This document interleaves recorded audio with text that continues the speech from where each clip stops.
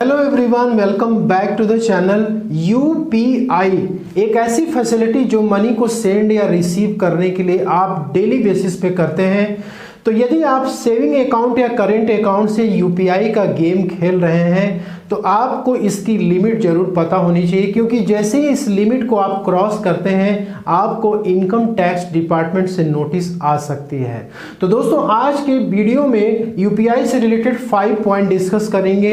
UPI क्या होता है, यूपीआई की लिमिट क्या रखी गई गवर्नमेंट के द्वारा, इनकम टैक्स में यूपीआई की क्या लिमिट बताई गई है और जीएसटी लॉ में क्या लिमिट बताई गई है, और income tax department UPI transaction के लिए आपको कब नोटिस भेज सकता है। इन सारी बातों के ऊपर आज के वीडियो में डिस्कस करने वाले हैं।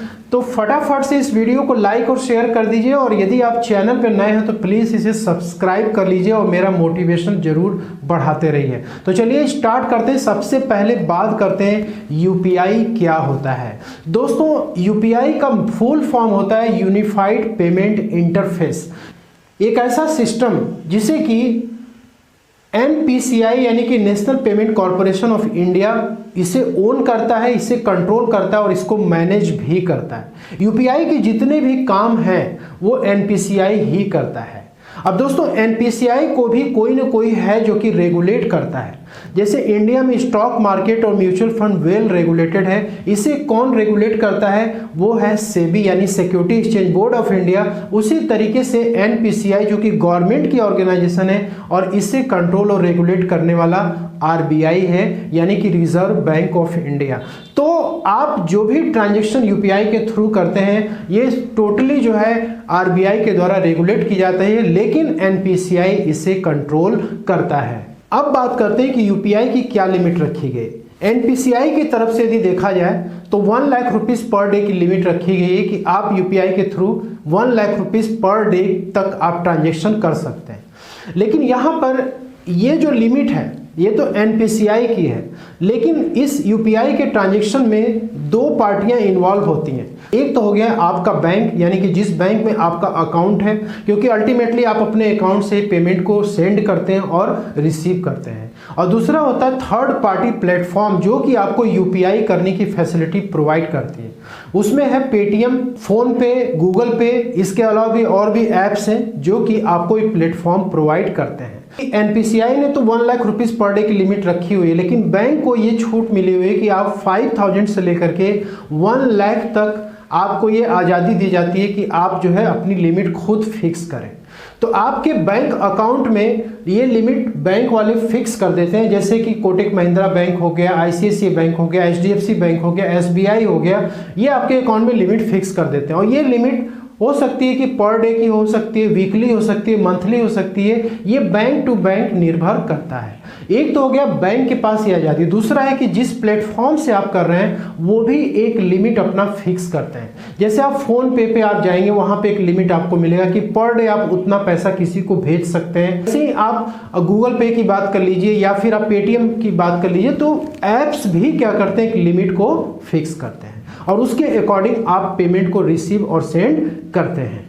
लेकिन दोस्तों, रिसेंटली अभी गवर्नमेंट ने यूपीआई ट्रांजैक्शंस की लिमिट कुछ केसेस में बढ़ा दी है।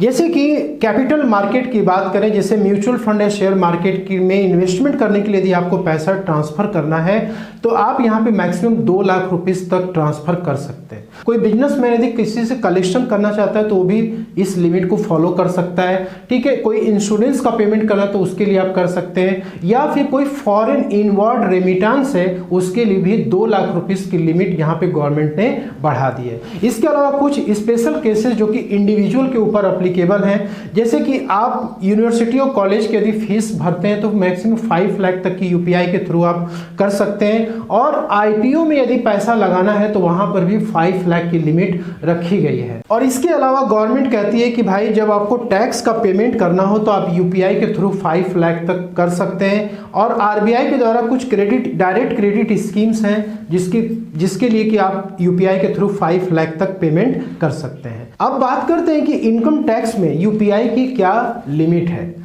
तो यहाँ पे इनकम टैक्स में फिक्स्ड डिपॉजिट हो, सेविंग अकाउंट हो, म्यूचुअल फंड हो, क्रेडिट कार्ड हो, इन सब के लिए लिमिट तो रखी गई है। लेकिन दोस्तों, एज सच यूपीआई ट्रांजैक्शन के लिए कोई भी लिमिट इनकम टैक्स में नहीं रखी गई है। तो यहाँ पर फिर कैसे आप कह सकते हैं कि इनकम टैक्स डिपार्टमेंट हमें नोटिस भेजेगा? देखिए दोनों ही एक दूसरे से कोरिलेटेड है। तो नॉर्मल इनकम टैक्स का रूल क्या कहता है कि यदि आपकी इनकम बेसिक एग्जेम्पशन लिमिट से कम है, बेसिक एग्जेम्पशन लिमिट मतलब ओल्ड टैक्स रिजीम में 2.5 लाख तक और न्यू टैक्स रिजीम में 3 लाख तक, यदि इससे कम है तो आपको इनकम टैक्स रिटर्न फाइल करने की आवश्यकता नहीं है।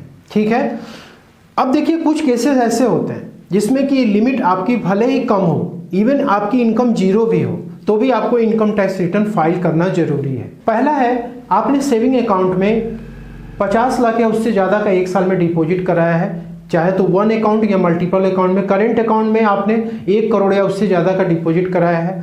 इसके बाद आपने इलेक्ट्रिसिटी बिल का पेमेंट 1 लाख से ज़्यादा का यदि आपने किया हुआ है, ठीक है, या आप फॉरेन टूर पे गए और 2 लाख से ज़्यादा का आपका खर्चा हो चुका है, आपके किसी इनकम पर टीडीएस कटा है 25,000 रुपीज़ से ज़्यादा का, यदि आप एक सीनियर सिटीजन तो 50,000 से ज़्यादा का टीडीएस कटा हुआ है।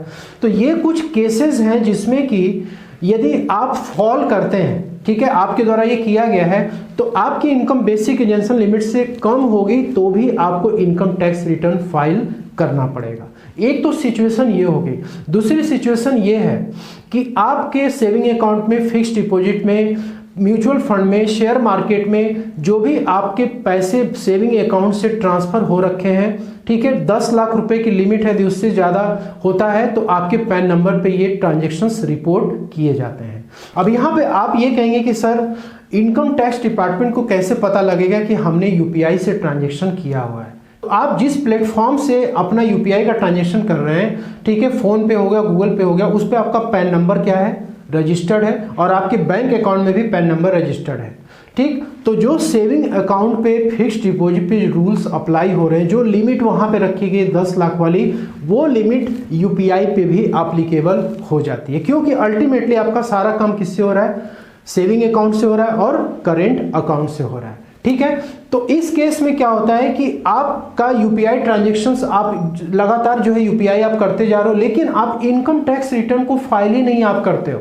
ठीक है, तो ऐसे केस में क्या होता है, जैसे 10 लाख के ऊपर आपका यूपीआई ट्रांजैक्शन क्रॉस करेगा, बैंक तुरंत क्या करेगा, इनकम टैक्स पोर्टल पे ये रिपोर्ट कर देगा, और जब रिपोर्टिंग होगी तो उस केस में इनकम टैक्स डिपार्टमेंट आपको नोटिस सेंड कर सकता है और आपसे पूछ सकता है कि आप यूपीआई के थ्रू इतने अमाउंट जो है आपने रिसीव किए। देखिए पेमेंट से कोई मतलब नहीं है, आपने कितना पैसा रिसीव किया यूपीआई के थ्रू वो मायने रखता है इनकम टैक्स के लिए। ठीक, तो आपने 10 लाख से ज़्यादा रिसीव किया है और आप इनकम टैक्स रिटर्न फाइल नहीं कर रहे, तो ये आपको नोटिस भेज करके आपसे पूछा जा सकता है और आपसे जवाब मांगा जा सकता है। तो आपको इनकम टैक्स रिटर्न फाइल करना मैंडेटरी है, स्पेशली जो स्टूडेंट्स हैं जो कि कैशबैक और रिवार्ड के चक्कर में ई वॉलेट का इस्तेमाल करते हैं और उसमें पैसा डाल करके पैसे को ट्रांसफर करते रहते हैं कैशबैक के चक्कर में, उनको भी प्रॉब्लम हो सकती है। नॉर्मली यूपीआई से जो पेमेंट आप रिसीव कर रहे हैं, जैसे आपने एनपीसीआई का देखा 1 लाख रुपीज़ की लिमिट रखी गई है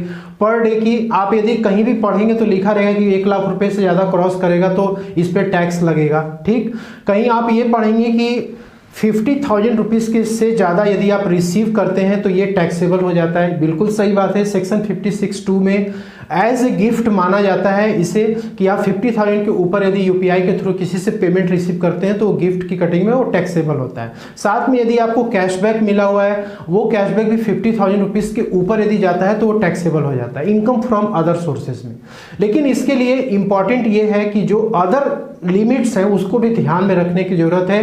ठीक है, 10 लाख के ऊपर होगा तो यूपीआई के ट्रांजैक्शंस आपके तुरंत सेविंग अकाउंट और करेंट अकाउंट से पोर्टल पे रिपोर्ट हो जाएंगे, तो वहां पे इनकम टैक्स डिपार्टमेंट की नोटिस आ सकती है। दोस्तों यहाँ पे ध्यान रखना है कि यदि आप लगातार अपनी इनकम टैक्स रिटर्न को आप फाइल करते जा रहे हैं हर साल, इवन आपकी इनकम, मैं तो कहता हूँ कि आपकी इनकम 2.5 लाख के नीचे है तो भी आपको अपनी आईटीआर फाइल करनी चाहिए। गवर्नमेंट को बतानी चाहिए कि हाँ हमारी इतनी इनकम है। ठीक है, क्योंकि गवर्नमेंट को ये पता नहीं है।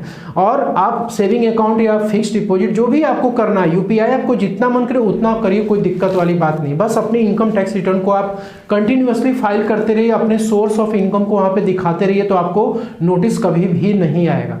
अब इसके बाद बात करते हैं यहाँ पे जीएसटी में यूपीआई ट्रांजैक्शन की क्या लिमिट है। देखिए यहाँ पर भी कोई एज सच कहीं भी कोई लिमिट मेंशन नहीं की गई है, लेकिन यहाँ पर भी देखिए जीएसटी में क्या होता है कि आप अपना करंट अकाउंट ओपन कराते हैं, उससे ट्रांजैक्शन करते हैं। तो जीएसटी में क्या होता है कि एक लिमिट फिक्स की गई है कि यदि आप गुड्स की सप्लाई करते हैं तो उसके उसमें 40 लाख तक की लिमिट रखी गई है। जैसे वो लिमिट क्रॉस करता है आपको जीएसटी नंबर लेने की जरूरत पड़ जाती है। ठीक, तो आपके करंट अकाउंट से ही वो ट्रेस होता रहता है। जैसे ही आपका करंट अकाउंट में 40 लाख के ऊपर का पेमेंट आया, किसी भी पार्टी से आया, ठीक है, तो उस केस में फिर जीएसटी का लॉ वहां पे अप्लाई हो जाता है। ठीक, और यदि आप सर्विसेज प्रोवाइड कर रहे हैं तो 20 लाख की लिमिट रखी गई है। जैसे 20 लाख से ज़्यादा आपका क्रॉस करेगा, पेमेंट रिसीव होगा, तो वहाँ पे गवर्नमेंट आपसे पूछ सकती है कि भाई आपने जीएसटी नंबर क्यों नहीं लिया। ठीक है, तो वहाँ पे नोटिस आने के चांसेस बढ़ जाते हैं। तो आशा करता हूँ कि वीडियो में दी गई जानकारी आपको पसंद है, अच्छी लगे, लाइक शेयर जरूर कर सकते हैं।